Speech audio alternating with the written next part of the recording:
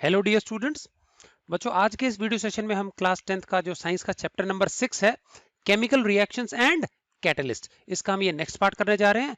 पिछले वीडियो में बच्चों मैंने आपको ऑक्सीडेशन स्टेट के बारे में समझाया था। क्या होता है ऑक्सीडेशन स्टेट, किस प्रकार से वो वैलेंसी से डिफरेंट है एंड किस प्रकार से हम किसी भी एलिमेंट का, उसके एटम का ऑक्सीडेशन स्टेट निकाल सकते हैं। ठीक है कि नहीं? ये सारी मैंने आपको जानकारी दी थी पिछले वीडियो में।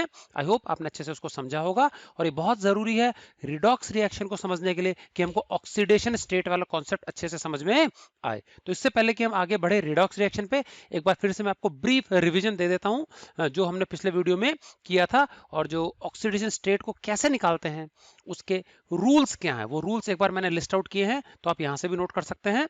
ठीक है ना? तो चलिए, तो सबसे पहले देख लेते हैं कि रिडॉक्स रिएक्शन क्या है। To understand redox reaction, let us first understand the concept of oxidation state. और मैंने क्या बताया था, क्या होता है ऑक्सीडेशन स्टेट? ये क्या होता है? कोई भी एक एटम किसी भी एलिमेंट का ले लें, यदि वो किसी दूसरे अलग प्रकार के एटम के साथ जब भी कंबाइन होता है, तो इलेक्ट्रॉन के गेन लॉस के कारण उन दोनों ही एटम्स पे कुछ ना कुछ चार्ज प्रकट होता है। यही चार्ज उसका ऑक्सीडेशन स्टेट कहलाता है, और हमेशा इसको पॉजिटिव और नेगेटिव साइन से रिप्रेजेंट करते हैं। जो एटम इलेक्ट्रॉन्स को लूज करता है, that gains a positive charge. इसी प्रकार से जो एटम इलेक्ट्रॉन गेन करता है, that gains a negative charge. और ओवरऑल पॉजिटिव नेगेटिव चार्ज प्राप्त करने के बाद भी इकट्ठे जब रहते हैं ना दोनों एटम्स अलग अलग प्रकार के चार्ज के साथ में भी, तो ग्रुप में ओवरऑल चार्ज इनका जीरो होता है। तो molecule as a complete whole neutral हो जाएगा वो। ठीक है कि नहीं? तो एक तरह से ये चार्ज है ना, इंडिविजुअलिटी में देखें, एटम्स पे देखें तो ही होगा। तो इसीलिए इसको नाम दिया है एपेरेंट चार्ज। वास्तव में दोनों पे इकट्ठा रहने पर कोई चार्ज नहीं होगा, क्योंकि टोटल चार्ज जीरो ही होता है। लेकिन अगर अलग अलग हम देखें तो एक एटम पे कुछ चार्ज, दूसरे पे कुछ चार्ज। समझ में आ गया? तो क्या डेफिनेशन है?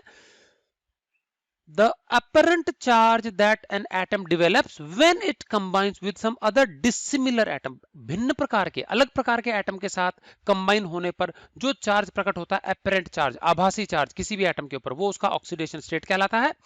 It is always written with positive और नेगेटिव साइन, और इसको हमेशा हम क्या, या तो प्लस का साइन लगा के लिखेंगे या माइनस का। इलेक्ट्रॉन लूज करने वाले पे प्लस का साइन आता है, प्लस का चार्ज, गेन करने वाले पे नेगेटिव चार्ज प्रकट होता है, तो माइनस साइन। क्लियर? अब ये वैलेंसी से किस प्रकार से अलग है? तो वैलेंसी क्या बताया मैंने? Valency is purely a number without any sign. Valency मात्र एक संख्या है, कोई प्लस या माइनस का साइन नहीं होता है। नंबर वन, क्या बताता है valency? It represents the number of electrons gained or lost or shared by an atom when it combines with some other similar or dissimilar atoms। अब यहां पे देखो दो फर्क है। क्या फर्क है? कि पहली बात तो वैलेंसी को साइन के साथ नहीं लिखते। ठीक है? दूसरी बात, जब भी कंपाउंड बनता है तो कंपाउंड मेनली दो प्रकार से बनता है, या तो इलेक्ट्रॉन का गेन लॉस, लेन देन के कारण बनता है। इस प्रकार से जो कंपाउंड्स बनते हैं आयनिक कंपाउंड कहलाते हैं। हम पढ़ चुके हैं आयनिक बॉन्ड, इलेक्ट्रॉन का गेन लॉस के कारण, जैसे NaCl में बन गया, Na ने इलेक्ट्रॉन लूज किया, पॉजिटिव आयन बना। क्लोरीन ने इलेक्ट्रॉन गेन किया, नेगेटिव आयन बना।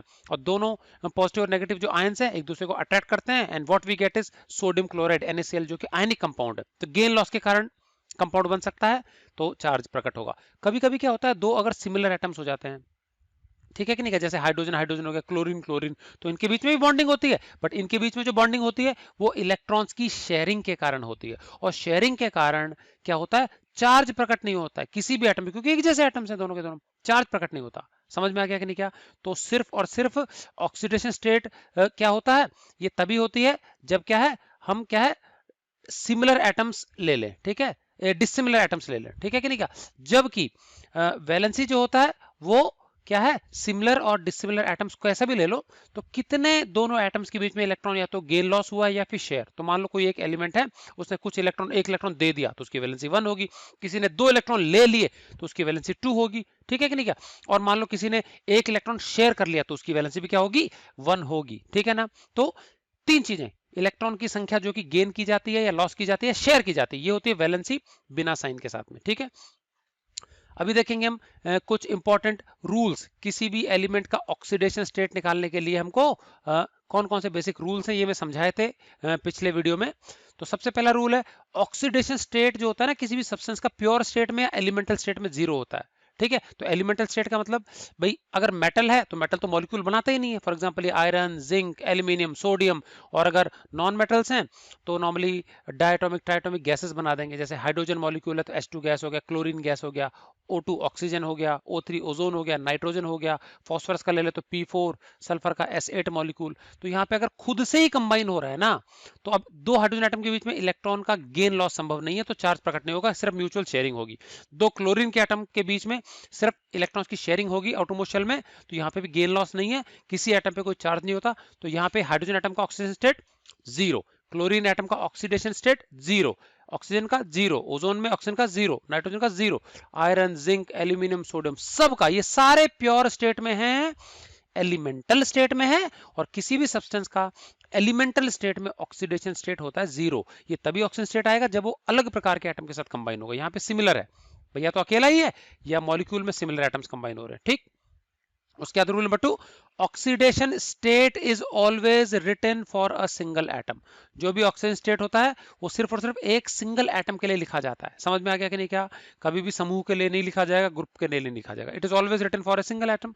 उसके बाद हाइड्रोजन और ऑक्सीजन के केस में मैंने स्पेशल रूल बताया था कि जो हाइड्रोजन का ऑक्सीडेशन स्टेट होता है यूजुअली +1 लेते हैं, मेटल हाइड्राइड में ये -1 हो जाता है, क्योंकि मेटल जो होते हैं वो स्ट्रांगली इलेक्ट्रोपॉजिटिव होते हैं। इन मेटल्स से हाइड्रोजन को इलेक्ट्रॉन लेना पड़ता है, और मेटल पॉजिटिव आयन बनता है और हाइड्रोजन नेगेटिव बनता है, तो नेगेटिव बनेगा तो इस पे चार्ज -1 आ जाएगा। तो नॉर्मली इसका +1 है, मेटल के साथ होगा, रिएक्टिव मेटल के साथ में, तो -1 ले लेंगे ऑक्सीडेशन स्टेट, ठीक है कि नहीं? क्या इसी प्रकार से oxidation state of oxygen normally -2 होता है, क्योंकि इसकी वैलेंसी 2 है, तो 2 इलेक्ट्रॉन से नॉर्मली एक्सेप्ट करता है, ठीक है। लेकिन अगर मैं परऑक्साइड्स ले लूं, मैंने बताया था नॉर्मल ऑक्साइड से परऑक्साइड में एक ऑक्सीजन ज्यादा होता है, जैसे वाटर हमारा H2O है, तो हाइड्रोजन परऑक्साइड क्या होगा? H2O2। सोडियम ऑक्साइड Na2O है, तो सोडियम परऑक्साइड होगा Na2O2। तो परऑक्साइड में एक तो होता है O और O के बीच में बॉन्ड, जो कि शेयरिंग से बनेगा, तो वहां तो चार्ज आता नहीं है, और ऑक्सीजन को 2 के बजाय फिर एक ही और इलेक्ट्रॉन लेना पड़ता है, तो इस कारण से उसका जो चार्ज आएगा वो -1 आएगा। तो समझ में आएगा? तो नॉर्मली ऑक्सीजन का ऑक्सीडेशन स्टेट है -2, लेकिन परऑक्साइड में वो हो जाता है -1। तो आपको नॉर्मली परऑक्साइड कोई देने वाला नहीं है, तो नॉर्मल वाले याद रखना, हाइड्रोजन +1, ऑक्सीजन -2। उसके बाद बच्चों हमारे जितने भी एलिमेंट्स हैं ना, उनको क्लासिफाई करके हमने एक टेबुलर फॉर्म में रखा है। हम अगले चैप्टर में देखेंगे पीरियोडिक क्लासिफिकेशन ऑफ एलिमेंट्स। तो ये जो एलिमेंट्स की जो क्लासिफिकेशन चार्ट है, इसको हम क्या बोलते हैं? इसको हम पीरियोडिक टेबल बोलते हैं। तो 18 अलग अलग ग्रुप्स में हमने एलिमेंट्स को रखा, तो उसमें जो पहला वाला ग्रुप है एलिमेंट्स का, वो कहलाता है alkali metal, highly reactive metals हैं। और इन एल्कली मेटल्स में आते हैं हमारे lithium, sodium, potassium, rubidium, caesium, फ्रेंचियम। ये हाइड्रोजन एटम के नीचे रखे हैं एक्सट्रीम लेफ्ट में। तो ये फर्स्ट ग्रुप के एलिमेंट्स कहलाते हैं। इन सब का ऑक्सीडेशन स्टेट +1 है, दैट मींस ये नॉर्मली एक इलेक्ट्रॉन लूज करके पॉजिटिव आयन बनाते हैं। समझ में आ गया? +1 चार्ज अक्वायर करते हैं। So all these have the tendency to lose 1 electron. इसी प्रकार से इसका जो अगला ग्रुप है, ग्रुप नंबर 2, वो ग्रुप 2 एलिमेंट्स या फिर एल्कलाइन अर्थ मेटल्स बोलते हैं। ये है हमारे beryllium, magnesium, calcium, strontium, barium, radium. आप चैप्टर नंबर 7 खोल के ये पीरियोडिक टेबल के दर्शन कर सकते हो। तो वहां पे जो सबसे पहला एक्सट्रीम पे लेफ्ट पे कॉलम है, वो हमारा ग्रुप 1 एलिमेंट्स है, एल्कली मेटल्स, ऑक्सीडेशन स्टेट सबका +1, ये रे। ग्रुप 2 एलिमेंट सेकंड वाला जो कॉलम है वो है alkaline earth metals, oxidation state इनका +2 आएगा। समझ में आ गया? तो इसमें beryllium, magnesium, calcium, strontium, barium and radium होता है, ठीक। उसके बाद जो हमारा सेकंड लास्ट ग्रुप है, अब सेकंड लास्ट का मतलब हो गया, जैसे मैंने पहले 2 बता दिए, मैं लास्ट के 2 के बारे में बता दूं। जो हमारा लास्ट वाला ग्रुप है उसको हम नोबल गैसेस बोलते हैं। ये इसमें आता है हमारा helium, neon, argon, krypton, xenon, radon. ये नॉर्मली कंपाउंड बनाते ही नहीं है, तो इनका ऑक्सीडेशन स्टेट 0 ही माना जाता है। उससे पिछला 17 नंबर ग्रुप जो होता है वो हैलोजेंस होते हैं। ग्रुप 17 एलिमेंट्स, इसमें आते हैं हमारे fluorine, chlorine, bromine, iodine, astatine. Astatine बहुत रेयर है, तो शुरू के 4 याद रख सकते हैं। इन सब का ऑक्सीडेशन स्टेट नॉर्मली -1 ही है। अच्छा, ये -1 कब है?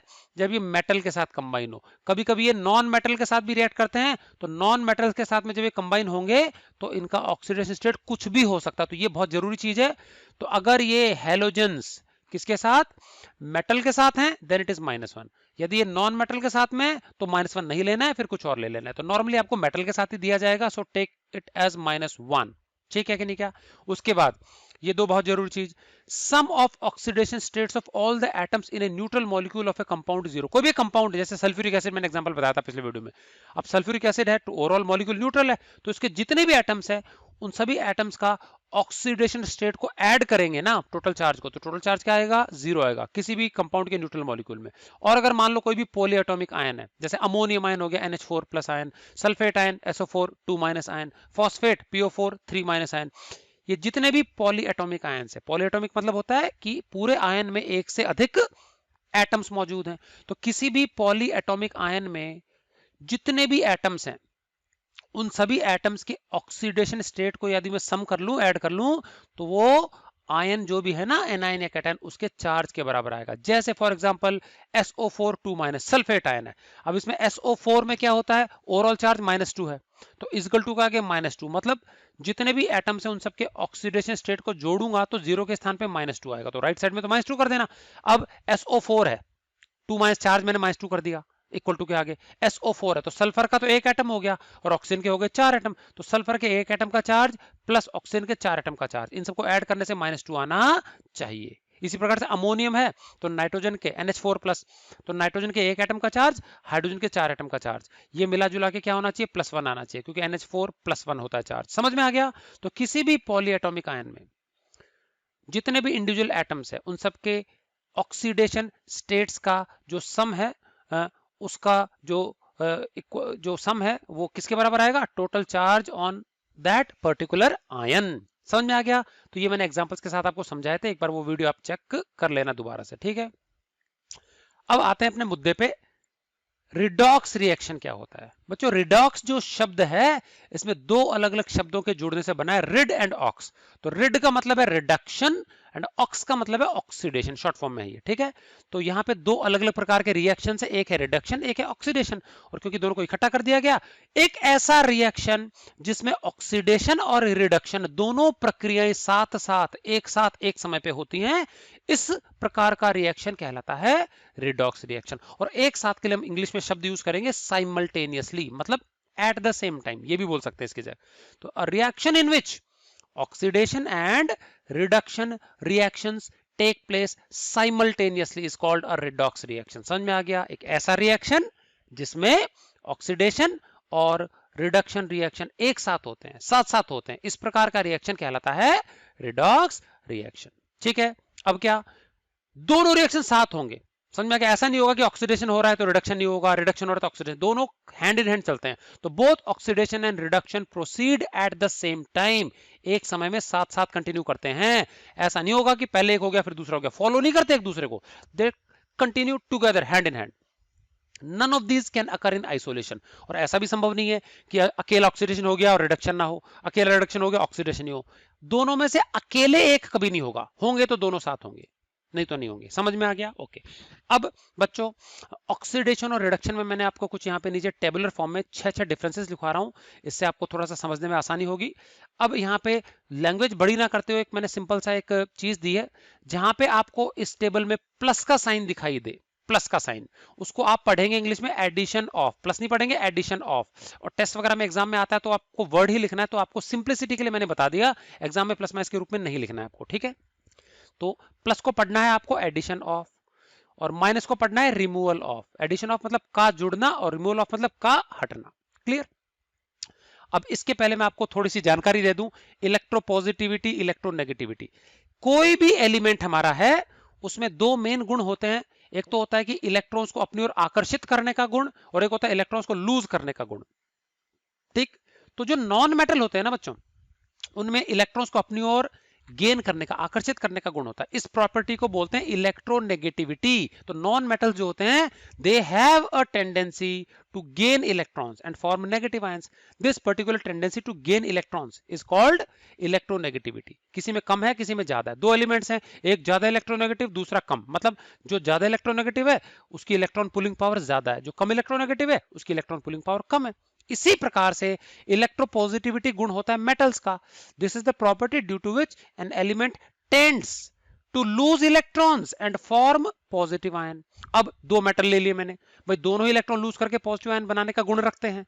एक में ये गुण ज्यादा मात्रा में है, दूसरे में कम है, मतलब जो एलिमेंट, जो मेटल ज्यादा जल्दी और आसानी से इलेक्ट्रॉन लूज करके पॉजिटिव आयन बनाएगा वो ज्यादा इलेक्ट्रोपॉजिटिव हो गया, और जो कम आसानी से बनाएगा, देर लगाएगा, मुश्किल से देगा इलेक्ट्रॉन्स, वो कम इलेक्ट्रोपॉजिटिव हो गया। समझ में आ गया? तो इलेक्ट्रोपॉजिटिविटी नॉर्मली मेटल्स का गुण है। अब जैसे रिएक्टिविटी सीरीज हमने पढ़ रखी है, प्रोफेसर श्यामचंद मैजेंटल, ऊपर सबसे potassium, sodium, calcium, magnesium, aluminium, zinc, iron, ये सारे हैं। तो सबसे ऊपर का सबसे ज्यादा इलेक्ट्रोपॉजिटिव है, और जैसे जैसे नीचे आएंगे तो इलेक्ट्रोपॉजिटिव नेचर घटता जाएगा। मतलब ऊपर वाले ज्यादा रिएक्टिव, ज्यादा इलेक्ट्रोपॉजिटिव, ज्यादा इजीली पॉजिटिव आयन बनाएंगे। समझ में आ गया? तो ये दो चीजें ध्यान रखेंगे आप लोग, ठीक है। उसके बाद कोई एलिमेंट इलेक्ट्रॉन लूज कर देता है तो उसके ऊपर पॉजिटिव आयन आता है, पता है सबको। इलेक्ट्रॉन गेन करेगा तो नेगेटिव आयन आता है, ये भी पता है। जैसे सोडियम है, सोडियम एटम ने इलेक्ट्रॉन लूज किया तो Na प्लस पॉजिटिव चार्ज आएगा। क्लोरीन एटम, उसने इलेक्ट्रॉन गेन किया तो Cl माइनस चार्ज आ जाएगा। तो ये थोड़ा सा ध्यान रखना, गेन लॉस के कारण चार्ज कौन सा आता है। चलिए, प्रोसेस विच इन्वॉल्व्स, ये जो है ना ये सब में कॉमन आएगा, प्लस माइनस के पहले ये लाइन बोलनी है। तो चलिए, ऑक्सीडेशन का पहला पॉइंट क्या पढ़ेंगे? देखो स्टार्टिंग में, process which involves addition of oxygen. समझ में आ गया? ये होता है ऑक्सीडेशन। यहां क्या पढ़ेंगे? Process which involves addition of hydrogen. ये क्या हो गया? रिडक्शन। तो एक ऐसी प्रक्रिया जिसमें किसी भी चीज में ऑक्सीजन जुड़ती हो, ऑक्सीडेशन है। हाइड्रोजन जुड़ती हो, रिडक्शन है। समझ में आ गया? अब थोड़ी देर के लिए काम करेंगे, ये जो लाइन बीच में खींची हुई है ना लाइन, इसको थोड़ी देर के लिए मैथमेटिक्स का इक्वल टू मान लेना। क्या मान लेना? Is equal to. अब हमको पता है इज इक्वल टू के इधर उधर चीजों को शिफ्ट करते हैं तो साइन बदलता है।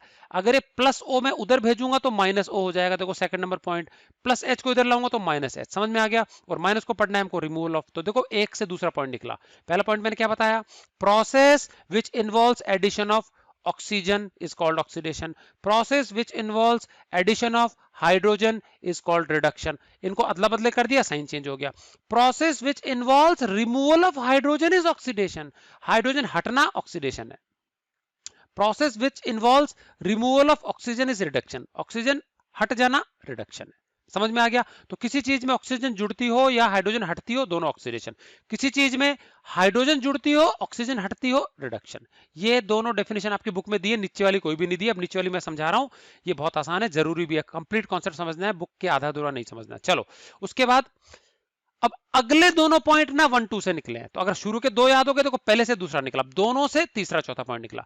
अब मुझे बताओ, हाइड्रोजन और ऑक्सीजन में से बच्चों, वैसे तो ये दोनों ही नॉन मेटल है, ठीक है, दोनों ही नेगेटिव आयन बनाते हैं, बट हाइड्रोजन में थोड़ा बहुत इलेक्ट्रोपॉजिटिव गुण भी है। इलेक्ट्रॉन लूज करके ये पॉजिटिव आयन भी बनाता है, H प्लस आयन, जबकि ऑक्सीजन नहीं बनाता। ठीक, तो hydrogen has electropositive nature also. तो ये हमारा इलेक्ट्रोनेगेटिव ले लेते हैं ऑक्सीजन, और हाइड्रोजन मेटेलिक गुण वाला भी है थोड़ा थोड़ा, तो इलेक्ट्रोपॉजिटिव। तो यहां देखो, ऑक्सीजन जुड़ना ऑक्सीडेशन, तो ऑक्सीजन की बिरादरी वाले दूसरे इलेक्ट्रोनेगेटिव एलिमेंट का जुड़ना भी ऑक्सीडेशन ही माना जाएगा। समझ में आ गया? अब नीचे देखो, हाइड्रोजन का रिमूवल ऑक्सीडेशन है, और हाइड्रोजन जो होता है इलेक्ट्रोपॉजिटिव है, तो हाइड्रोजन के जैसे दूसरे इलेक्ट्रोपॉजिटिव एलिमेंट्स मतलब मेटल्स का हटना भी ऑक्सीडेशन ही माना जाएगा। तो ऑक्सीजन इलेक्ट्रोनेगेटिव है, तो इलेक्ट्रोनेगेटिव में नॉन मेटल्स आते हैं। तो देखो इधर प्लस यहां पे, तो यहां पे प्लस, तो ऑक्सीजन जुड़ना ऑक्सीडेशन, ऑक्सीजन जैसे दूसरे इलेक्ट्रोनेगेटिव एलिमेंट जुड़ना भी ऑक्सीडेशन ही है। समझ में आ गया? हाइड्रोजन हटना ऑक्सीडेशन है, हाइड्रोजन जैसे दूसरे इलेक्ट्रोपॉजिटिव एलिमेंट जुड़ना या हटना भी ऑक्सीडेशन ही होगा। तो देखो, addition of electropositive elements like nitrogen, phosphorus, chlorine, bromine, iodine, sulphur, ये सारे नॉन मेटल्स हैं।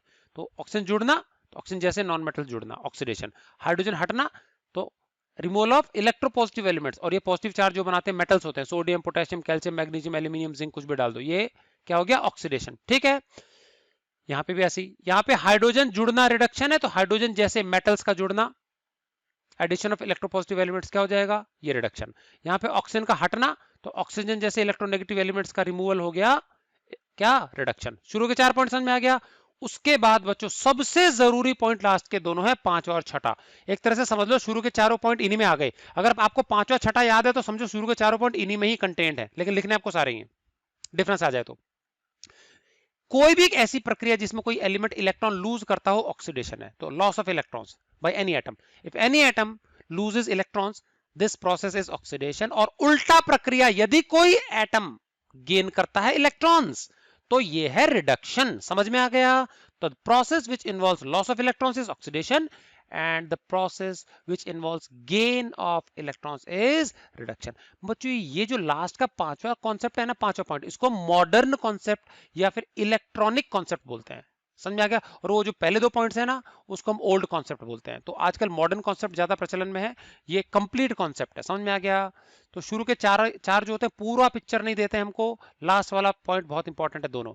अब मुझे बताओ, अगर कोई एटम इलेक्ट्रॉन लूज करेगा तो उसके ऊपर प्लस का चार्ज आएगा। जैसे मान लीजिए सोडियम एटम है, तो सोडियम एटम का चार्ज वैसे तो 0 होता है, कोई चार्ज नहीं है उसके ऊपर, लेकिन जैसे उसने एक इलेक्ट्रॉन लूज कर दिया तो Na+ बन गया, तो 0 था पहले चार्ज और 0 से +1 आ गया, तो चार्ज की वृद्धि हुई ना, बढ़ाना।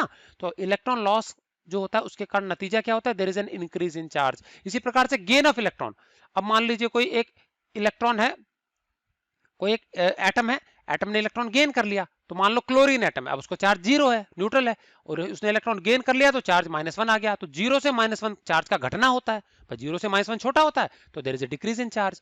तो electron loss oxidation, electron loss के कारण there is a increase in charge, that is also oxidation.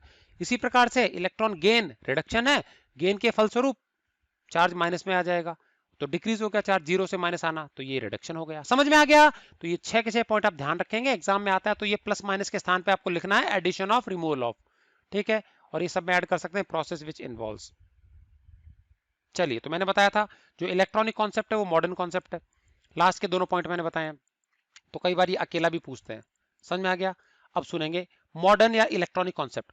According to the modern concept, oxidation may be defined as a process that involves loss of electrons by an atom resulting in an increase in charge on that atom। ये दोनों point आ गए। एक ऐसी प्रक्रिया जिसके द्वारा कोई भी एटम के द्वारा इलेक्ट्रॉन लूज किए जाते हैं, फलस्वरूप उसका चार्ज बढ़ जाता है, ऑक्सीडेशन है। एक ऐसी प्रक्रिया जिसमें कोई भी एटम्स के द्वारा इलेक्ट्रॉन गेन किए जाते हैं, फलस्वरूप उसका चार्ज नेगेटिव हो जाएगा, कम हो जाएगा 0 से, ये प्रक्रिया रिडक्शन है। क्लियर है दोनों। ये है मॉडर्न कॉन्सेप्ट, सिर्फ ये दोनों लिखना है अगर ये आता है तो। अब ध्यान देंगे ऑक्सीडाइजिंग एजेंट क्या होता है। बच्चों आपने देखा होगा, इंश्योरेंस एजेंट के बारे में आपने सुना होगा, ठीक है कि नहीं, बहुत सारे LIC और इसका काम करते हैं, ठीक है। अब मान लीजिए आप एक इंश्योरेंस एजेंट हो, तो आप क्या करोगे, घर घर विजिट करोगे, लोगों को किसी प्लान पॉलिसी के बारे में बताओगे, और कोई अगर एग्री हो जाता है तो उसको पॉलिसी भरवा करके उसका प्रीमियम कलेक्ट करोगे और प्रीमियम डिपॉजिट कराओगे। समझ में आ गया। तो आप जो भी कोई LIC या फिर लाइफ इंश्योरेंस एजेंट होता है ना, इंश्योरेंस एजेंट, वो इंश्योरेंस किसका करवाता है, वो दूसरे का करवाता है इंश्योरेंस, ताकि प्रीमियम दूसरा भरे और उसको कुछ कमाई हो जाए। वो कभी भी इंश्योरेंस खुद का नहीं करता, खुद के घर के मेंबर्स का नहीं करता, प्रीमियम भी खुद को ही भरना पड़ेगा फिर।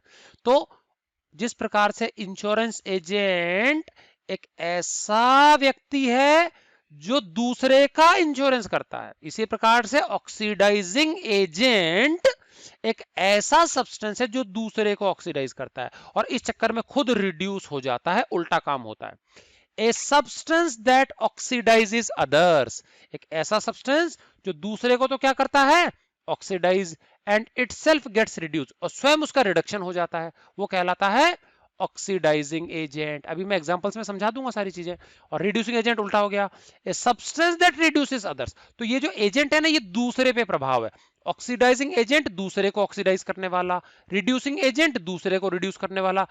ऑक्सीडाइजिंग एजेंट का खुद का रिडक्शन होता है, रिड्यूसिंग एजेंट का खुद का ऑक्सीडेशन होता है। समझ में आ गया। तो ये सब्सटेंस दैट रिड्यूसेस अदर्स, दूसरे को तो रिड्यूस करे, एंड इटसेल्फ गेट्स ऑक्सीडाइज्ड, और खुद ऑक्सीडाइज हो जाए, क्या कहलाता है, रिड्यूसिंग एजेंट। तो डेफिनेशन अच्छे से याद रखेंगे ये लोग। अभी हमको बच्चों एग्जांपल्स के माध्यम से समझना है, पहले एग्जांपल में सारी चीजें क्लियर हो जाएंगी। चलिए, सबसे जरूरी चीज है कोई रिएक्शन लिख लिया जाए, रिएक्शन के बाद में आपको ऑक्सीडेशन स्टेट निकालना है हर एटम का, रिएक्टेंट और प्रोडक्ट में, हर एटम का मैं बता चुका हूं कैसे निकालते हैं। चलो, तो मैंने पहला एग्जांपल, बहुत ही सिंपल सा रिएक्शन है, C+O2 गिव्स CO2, कोई बैलेंसिंग नहीं है। अब इसमें हम क्या ऑक्सीडेशन स्टेट लिख लेते हैं। कार्बन देखो एलिमेंटल स्टेट में है, तो इसका ऑक्सीजन स्टेट क्या आ गया, 0। आप चाहे तो ऐसा लिख के पेंसिल से लिख लेना ऊपर, ठीक है। तो कार्बन का ऑक्सीजन स्टेट क्या हो गया, 0। ऑक्सीजन, अब देखो ये एलिमेंटल स्टेट में, क्योंकि और O के बीच में बॉन्ड बनाते हैं, इलेक्ट्रॉन की शेयरिंग होगी, चार्ज नहीं होगा, तो मैं बता चुका हूं एलिमेंटल स्टेट में ऑक्सीजन स्टेट क्या होता है, 0। तो दोनों का 0 हो गया ऑक्सीजन स्टेट। अब इधर आ गए हम, अब इधर देखो ये न्यूट्रल मॉलिक्यूल है। अच्छा, इसमें रूल्स के मुताबिक हमको ऑक्सीजन का ऑक्सीडेशन स्टेट पता है, कितना होता है मैं बता चुका हूं, -2 है नॉर्मल स्टेट में। तो एक ऑक्सीजन एटम का चार्ज है -2, तो 2 का कितना होगा, -2 × 2 -4 हो जाना चाहिए। और कार्बन का हमको नहीं पता, ये 4 कैसे आएगा मैं बता दूंगा, कार्बन का हमको नहीं पता, तो इसका टाइम बीइंग के लिए क्या लिख लेना आप लोग, x लिख लेना। ध्यान से सुनेंगे मैं जो बोल रहा हूँ, x लिख लेंगे। तो इसका एक एटम का चार्ज x, जो कि नहीं पता, निकाल लेंगे अभी। ऑक्सीजन का रूल्स के मुताबिक -2 और ऐसे 2 एटम्स है और ओवरऑल न्यूट्रल मॉलिक्यूल है तो इक्वल टू में सम ऑफ ऑक्सीडेशन स्टेट्स जो होता है वो 0 आएगा। अब सुनना ध्यान से, एक कार्बन एटम का चार्ज लिखेंगे x जो कि हमको नहीं पता है, प्लस -2 जो चार्ज है वो 2 बार रिपीट होगा तो -2 × 2 और इक्वल टू में आएगा 0 ओवरऑल चार्ज। तो x -4 हो जाएगा, -2 × 2 -4 हो जाएगा तो x -4 बराबर 0 तो x इक्वल टू +4 आ जाएगा। तो हमने क्या है, कार्बन का ऑक्सीडेशन स्टेट निकाल लिया, सबका पता लग गया, सबका पता लग गया। अब बहुत आसान काम हो गया। अब अगर हम गौर से देखें बच्चों, एक एटम ऐसा होगा, लेफ्ट साइड वाले दोनों लेना, तो लेफ्ट साइड में हमको C और O दिख रहे हैं तो राइट में भी दिखेंगे ऑफ कोर्स। एक एटम ऐसा होगा जिसके चार्ज में वृद्धि होगी, एक एटम ऐसा होगा जिसके चार्ज में कमी होगी। चार्ज में वृद्धि इज ऑक्सीडेशन, चार्ज में कमी इज रिडक्शन। तो ध्यान देंगे, reduction is reduction in charge, तो रिडक्शन का मतलब कमी भी होता है, तो रिडक्शन में चार्ज में रिडक्शन होता है। ठीक, अब देखो पहले देखते हैं कार्बन। कार्बन इधर चार्ज 0, कार्बन उधर चार्ज +4, ये तो बढ़ा, देखो 0 से +4 होना बढ़ना होता है। तो इस कार्बन से एक एरो मारेंगे यहां तक, एरो की टिप इधर लगानी है, शुरुआत में लगानी, मतलब कार्बन बदल गया CO2 में, तो यहाँ पे चार्ज 0 था, यहाँ पे चार्ज +4 हो गया, so there is an increase in charge. तो ये कार्बन से CO2 बनना ये ऑक्सीडेशन है। अच्छा, फर्स्ट वाली डेफिनेशन क्या थी, मैंने बताया था ऑक्सीजन जुड़ना ऑक्सीडेशन है, तो देखो C में O जुड़ गया। लेकिन कई ऐसे रिएक्शंस होते हैं जहां पे ऑक्सीजन होता ही नहीं है, तो वहां पहचानने में दिक्कत होगी, तो बेस्ट है ये ऑक्सीडेशन नंबर मेथड। उसके बाद ऑक्सीजन का चार्ज देखो यहाँ पे 0 है, इस तरफ देखें तो ऑक्सीजन का चार्ज हो गया -2, एलिमेंटल स्टेट में 0 होता है, यहाँ पे कंपाउंड है तो -2 आ जाएगा, तो 0 से -2 घटना होता है, तो there is a decrease in charge, और हमको पता है decrease in charge is reduction. तो हम बोलेंगे कार्बन का ऑक्सीडेशन होकर के CO2 बन गया, ऑक्सीजन का रिडक्शन होकर के CO2 बना। समझ में आ गया? तो एक प्रक्रिया ऑक्सीडेशन है, एक प्रक्रिया रिडक्शन है। अब मुझे बताओ ध्यान से, कार्बन का ऑक्सीडेशन हुआ, भाई ऑक्सीजन जुड़ा ना इसमें, कार्बन का ऑक्सीडेशन हुआ। अब मुझे ध्यान से सोच के बताओ कार्बन का ऑक्सीडेशन क्यों हुआ? भाई कार्बन के ऑक्सीडेशन का कारण है ये ऑक्सीजन, आ गया समझ में? तो भाई इस ऑक्सीजन ने जुड़ के तो इसको ऑक्सीडेशन किया, ठीक। अगर ये ऑक्सीजन नहीं होता तो कार्बन का ऑक्सीडेशन नहीं होता।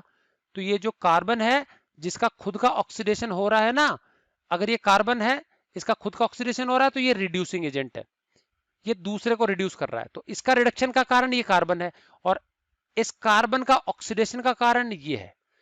समझ में आ गया? तो ये कार्बन ऑक्सीडेशन इसलिए हुआ क्योंकि यहाँ पे ऑक्सीजन था, तो ऑक्सीजन जाके ऐड हुआ तभी तो ये ऑक्सीजन CO2 बना। तो इसके ऑक्सीडेशन का कारण कौन है? ये, तो ये है ऑक्सीडाइजिंग एजेंट, और इसके रिडक्शन का कारण ये दूसरा वाला है, तो ये रिड्यूसिंग एजेंट है। तो कार्बन ने इसको रिड्यूस किया, ऑक्सीजन ने इसको ऑक्सीडाइज किया। समझ में आ गया? तो बहुत सिंपल सा बात यह है कि जिधर से ऑक्सीडेशन नाम का तीर निकले वो लेफ्ट साइड वाली चीज जहां से स्टार्ट हुआ तीर वो रिड्यूसिंग एजेंट, और जहां से रिडक्शन का तीर निकले वो ऑक्सीडाइजिंग एजेंट, उल्टा। तो इसको हम देखो इंग्लिश में 4 लाइन लिखेंगे। Carbon is oxidised to CO2, मतलब कार्बन ऑक्सीडेशन के उपरांत CO2 में बदल गया। Oxygen is reduced to CO2, oxygen का रिडक्शन होने के उपरांत वो CO2 में बदल गया। दो जानकारी समझ में आ गया? अब कार्बन का ऑक्सीडेशन हुआ, carbon is reducing agent, oxygen is oxidising agent. समझ में आ गया? उल्टा वाला एजेंट। ध्यान देना, ये जो एजेंट होते हैं ना, रिड्यूसिंग और ऑक्सीडाइजिंग एजेंट, ये सिर्फ लेफ्ट हैंड साइड में होते हैं, इधर कभी नहीं होते। समझ में आ गया? जो भी ऑक्सीडाइजिंग और रिड्यूसिंग एजेंट होगा लेफ्ट साइड में होगा, तो जहां से ऑक्सीडेशन का तीर निकला वो रिड्यूसिंग एजेंट, रिडक्शन का निकला ऑक्सीडाइजिंग एजेंट। क्लियर है? तो 4 लाइन आपको रिएक्शन में लिखनी है। तो अगर आपको आ गया डिफाइन रिडॉक्स रिएक्शन, तो क्या लिखेंगे? A reaction in which both oxidation and reduction reactions take place at the same time is called redox reaction. और उसमें फिर डिफरेंसेस देना तो दे दो, अदरवाइज फिर एक एग्जांपल के साथ पूरा ऐसे समझाना है कौन सा पार्ट ऑक्सीडेशन है, कौन सा रिडक्शन है, क्यों रिडॉक्स कहा गया है, ऑक्सीडेशन स्टेट निकाल के दिखानी है, रफ में निकाल सकते हो, आपको यहाँ दिखानी पड़ेगी, ठीक है। और ये नीचे जो मैंने लाइन लिखी है लिखनी है आपको।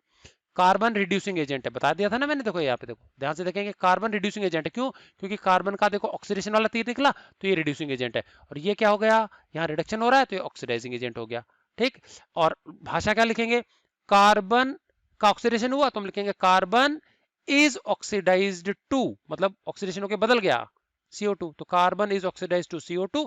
इसी प्रकार से oxygen is reduced to CO2, oxygen is reduced to CO2। समझ में आ गया? अब ऐसा ही एग्जांपल 1 था, मैंने और एक दो और बता दिया, तो आपको डेफिनेशन के साथ में कम से कम एक या दो एग्जांपल याद होने चाहिए। टेक एनी रिएक्शन, बहुत सारे सिंपल सिंपल रिएक्शन है। मैग्नीशियम जो है वो रिएक्ट करता है क्लोरीन के साथ में, मैग्नीशियम क्लोराइड बन जाएगा MgCl2। चलिए सबसे पहला काम है ऑक्सीडेशन स्टेट लिख लेते हैं। मैग्नीशियम एलिमेंटल स्टेट में metal, zero charge. Chlorine elemental state में जीरो।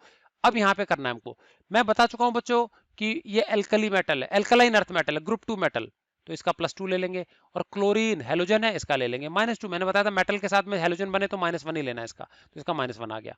ठीक है, और हम मैग्नीशियम का निकाल भी सकते हैं, वैसे सबको पता ही याद है इसका, तो मैं रूल्स में आ चुका है ये दोनों। Alkaline earth metal group 2 metals, beryllium, calcium, magnesium, strontium, barium, radium, ये वाला जो था। और क्लोरीन का -1 है, हेलोजन है, ग्रुप 17 एलिमेंट। ठीक है, तो रूल्स में से निकाल लिया हमने, फटाफट लिख दिया, कोई दिक्कत नहीं है। अब मैग्नीशियम का देखें, लेफ्ट में यहाँ 0 है, राइट साइड में +2 बढ़ गया, तो increase in charge, oxidation. Chlorine का 0 था, 0 से उधर देखो -1 हो गया, घट गया, तो डिक्रीज इन चार्ज, रिडक्शन। तो अब देखो यहां से ऑक्सीडेशन का तीर निकला, तो मैग्नीशियम जो है वो रिड्यूसिंग एजेंट है, उल्टा। और यहां से रिडक्शन का तीर निकला, तो क्लोरीन क्या, ऑक्सीडाइजिंग एजेंट है। और क्या बोलेंगे यहाँ पे, magnesium is oxidised to MgCl2, ये लिखा। क्लोरीन ये रहा, इज रिड्यूस्ड टू MgCl2। समझ में आ गया? तो एजेंट होते हैं लेफ्ट साइड वाले, जहां से ऑक्सीडेशन का तीर निकले रिड्यूसिंग एजेंट, रिडक्शन का निकले ऑक्सीडाइजिंग एजेंट। क्लियर है? तो ये जानकारी आपको हमेशा लिखनी है। चलिए अब देख लेते हैं थर्ड वाला पार्ट। थर्ड वाला पार्ट क्या है, जिंक ऑक्साइड को हमने कार्बन के साथ रिएक्शन करवाया, तो ऑक्सीजन छीन लेगा कार्बन, कार्बन मोनोऑक्साइड बन गया, जिंक अलग निकल गया। ठीक, चलिए अब हम लिख लेंगे सभी एटम्स का oxidation state.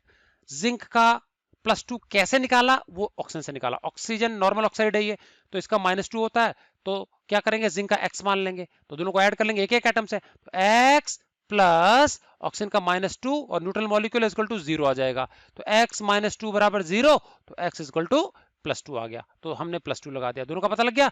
Carbon elemental state में कंबाइन नहीं किया, 0। जिंक एलिमेंटल स्टेट में 0। CO का हमको नहीं पता, O का पता है -2 चार्ज है, तो O का -2 लिख दिया। अब इसका नहीं पता, इसका मान लेंगे X प्लस कार्बन का ऑक्सीजन का -2 इक्वल टू 0, तो X -2 बराबर 0, तो X इक्वल टू क्या आ गया, +2। तो कार्बन का मैंने +2 लगा दिया। तो जरूरी नहीं कि कार्बन का देखो यहाँ 0 आ गया, यहाँ +2 आ गया, ऊपर +4 भी आया था, तो अलग अलग कंपाउंड में अलग अलग आ सकता है। समझ में आ गया? तो डिपेंड करता है उसके साथ क्या, तो ऐसे रूल नहीं है कि कार्बन का हमेशा यही होगा, फिक्स होगा, अलग अलग कंपाउंड में अलग अलग हो सकता है। ठीक, अब अगर हम चार्जेस की बात करें तो जिंक, यहाँ देखो +2 है लेफ्ट साइड में, जिंक टू जिंक जाना एरो, जिंक से गया जिंक पे, देखो यहाँ 0 हो गया, तो +2 से 0 होना घटना होता है, ये रिडक्शन है, डिक्रीज इन चार्ज। और कार्बन देखो 0 से +2, ये तो बढ़ गया, तो इंक्रीज इन चार्ज हो गया, ये ऑक्सीडेशन हो गया। तो अब बताओ जिंक का रिडक्शन हुआ, ZnO का रिडक्शन हुआ, तो ZnO ऑक्सीडाइजिंग एजेंट। समझ में आ गया? ZnO क्या होना चाहिए, ऑक्सीडाइजिंग एजेंट। बच्चों यहाँ पे और लगाना पड़ेगा, देखो ये पूरा लिखना है अपने को। समझ में आ गया? कार्बन का देखो ऑक्सीडेशन हुआ, तो ये रिड्यूसिंग एजेंट, और यहाँ पे पूरा लिखना है ZnO भी आना चाहिए, तो यहाँ मैं करेक्शन कर देता हूं ZnO। समझ में आ गया? तो जिंक ऑक्साइड जो है क्या है, वो है ऑक्सीडाइजिंग एजेंट, क्योंकि यहां से रिडक्शन का एरो निकला है। तो carbon is oxidise to CO, carbon जो होता है उसका ऑक्सीडेशन होकर CO में बदला, तो हम लिखेंगे carbon is oxidise to CO, and ZnO is reduced to Zn, ZnO is reduced to Zn। समझ में आ गया? ये था एग्जांपल नंबर 3। क्लियर है? एक और एग्जांपल देख लेते हैं आप लोग, ठीक है? तो अच्छे से कोई भी एक या दो एग्जांपल आप लर्न कर लेंगे। चलिए, Fe2O3 आयरन ऑक्साइड है, फेरिक ऑक्साइड। ठीक, ओके, अब यहाँ पे ऑक्सीजन का चार्ज बच्चों -2 है, नॉर्मल ऑक्साइड है। आयरन का हमको पता नहीं है, तो निकाल सकते हैं, इज इक्वल टू में neutral molecule is equal to में रख देंगे 0।